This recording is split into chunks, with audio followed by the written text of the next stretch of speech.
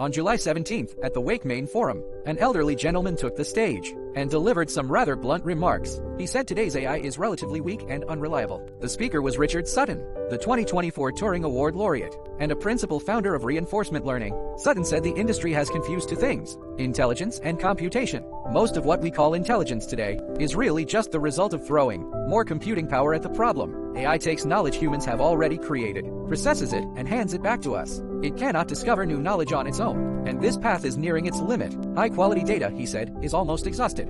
This is not a problem money can solve. There is only so much that humanity has written down, and once it has all been fed into the models, there is no more. Still, he added, today's AI may be weak, but it is extremely useful. So where do we go next? Sutton's answer: let AI learn from its own experience. On stage, he played a video of a baby playing with toys. The baby picked up one toy, fiddled with it for a while, got bored, and moved on to another. It looked random, but Sutton said this was exactly the point. What the baby learns depends entirely on what the baby chooses to do. There is no pre-written curriculum. The baby decides which toy to play with, how long to play with it, and when to switch. As a result, the information the baby receives is always what is most appropriate at that moment, right at the edge of what the baby can understand. A fixed dataset cannot do that. And this is not just a thought experiment. AlphaGo Zero was trained this way. Without any human game records, it started from scratch, played countless games against itself, and learned Go through wins and losses. Sutton said AI must learn from the consequences of its own actions.